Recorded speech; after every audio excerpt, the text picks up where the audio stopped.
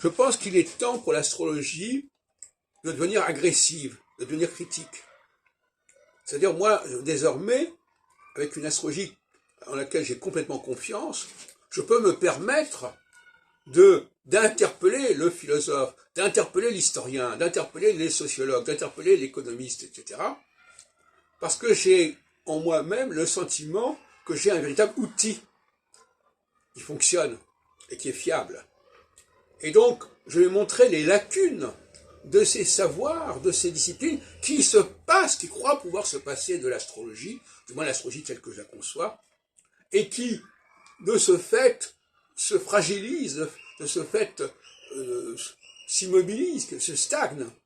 On entend tous les discours que j'entends actuellement, notamment sur France Culture, sont des discours qui sont marqués par l'impuissance à prendre en compte le masculin et le féminin comme puissances qui sont dialectiques et qui sont complémentaires, et impuissance à situer les choses dans le temps, dans le kéros, en disant, voilà, pourquoi c'est maintenant que ça se produit, et pas il y a 6 mois ou il y a 6 ans, etc.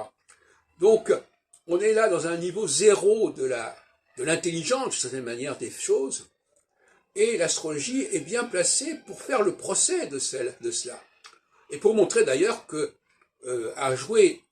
à ignorer les apports de l'astrologie, qui est la science sacrée, la science royale, eh bien, on va à la catastrophe, on va dans le mur, carrément. Et on est dans des comportements où on ne comprend plus la causalité. On prend la cause pour l'effet, hein, l'effet E2FET. C'est-à-dire que on se débrouille avec ce qu'on a. Alors pour parler de ce qui se passe en Iran actuellement, on va nous parler d'un phénomène de génération, comme si le mot génération était une catégorie intellectuelle qu'on pouvait utiliser à la place de l'astrologie, à la place des cycles, à la place des différences de genre, etc. Alors, on va parler de génération. On puise n'importe où, on fait avec ce qu'on a. Et d'ailleurs, à ce moment-là, je dirais que c'est un problème de bagage et de capital.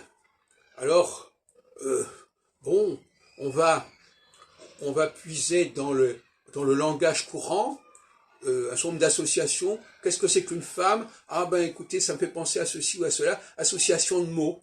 On est dans une sorte de sémantique bas étage, et on va se débrouiller avec ça.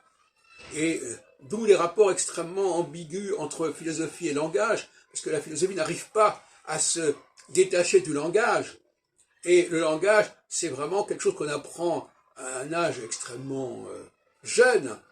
Et voilà, bon, et donc finalement, on a ce bagage, on a ce capital à la naissance, et on croit que c'est suffisant, et que ça suffit à tout ce qui est nécessaire pour comprendre le monde.